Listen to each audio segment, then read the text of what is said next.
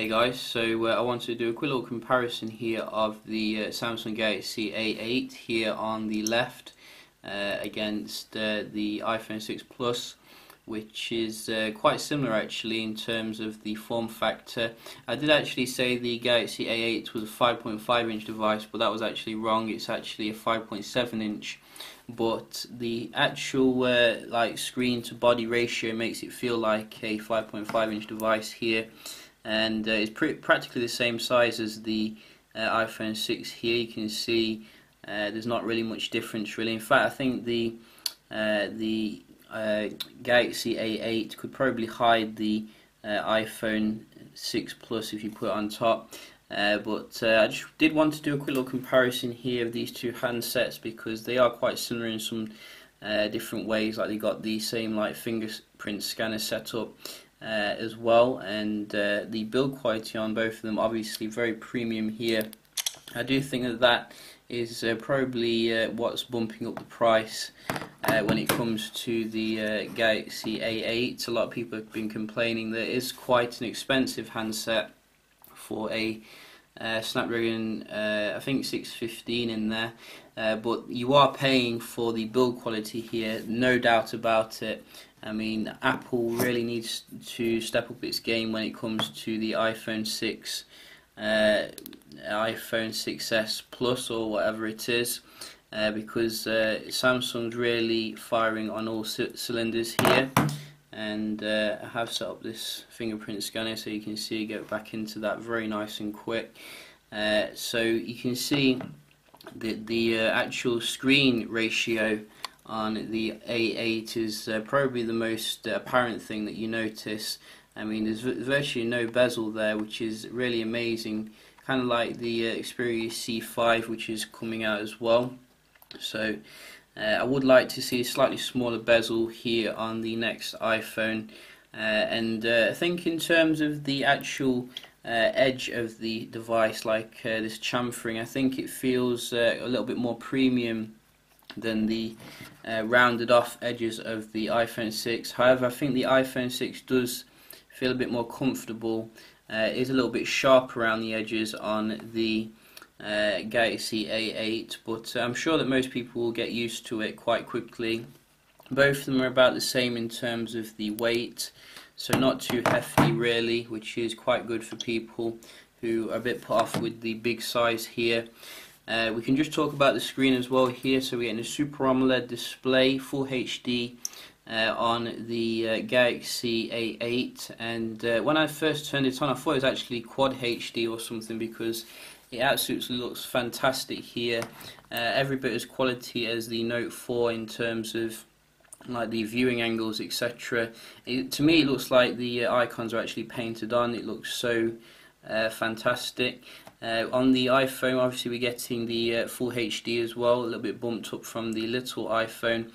Really like the way that when you tilt the iPhone, the icons kind of move as well. You know, you don't see that kind of attention to detail with any other smartphone manufacturer, and the screen is still fantastic today.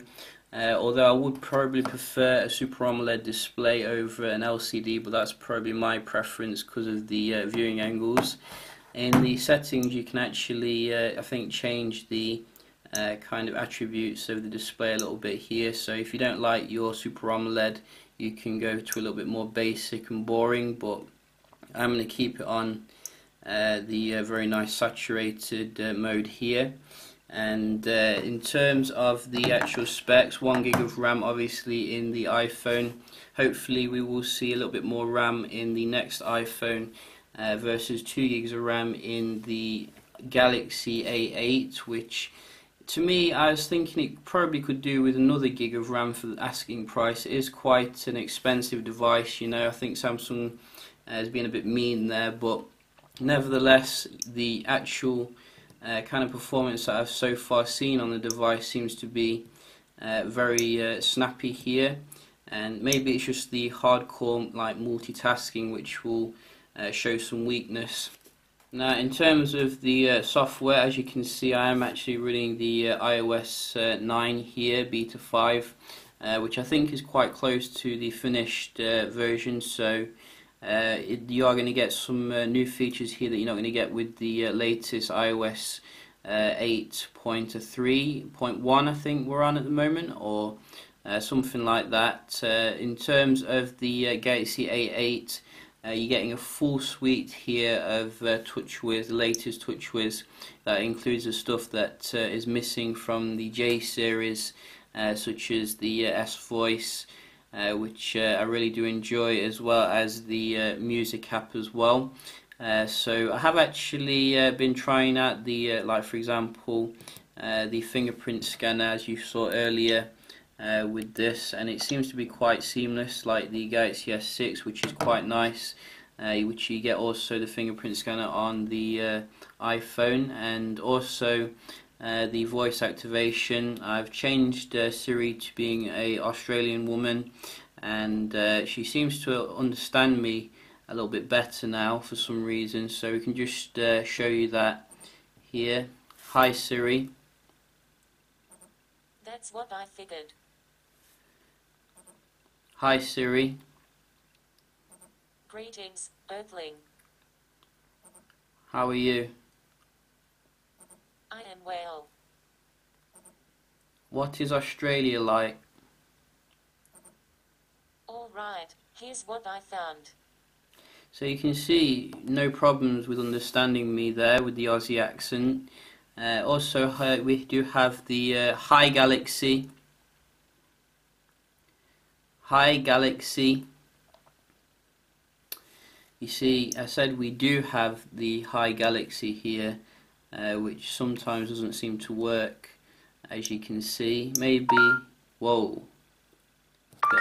So it did work eventually. I bet yours worked if you have an S6 and you're watching this video.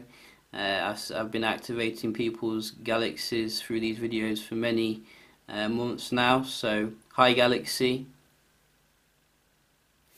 So it doesn't seem to work on time. I don't know why that is. How are you?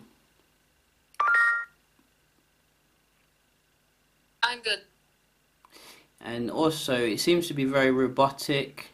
I think Samsung could definitely improve on the S Voice here, make it a little bit more human kind of thing. But also, we do have the music here, so you can see we do have nice stock Samsung music here, and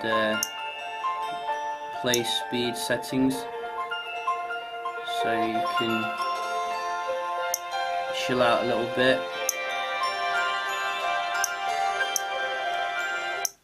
I really do enjoy the music app from Sammy Boy, and really glad to see it makes it to the new A series here. There are some other stuff in here as well, such as Microsoft apps as well.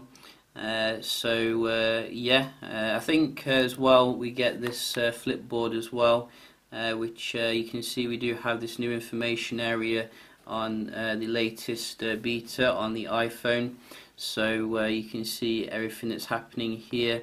And I think this is actually getting better here, the Siri suggestions. It was a bit bad at first, but it seems to be a bit more accurate to what I'm interested in, so that is quite good. Yeah, I think the other thing you can talk about is the camera, which is obviously 16 megapixel on the Galaxy A8 versus 8 megapixel. I will be doing a dedicated video checking the cameras out on these to see if this 8 megapixel can stack up with the 16 megapixel. Both only full HD capacity, no 4K, unfortunately.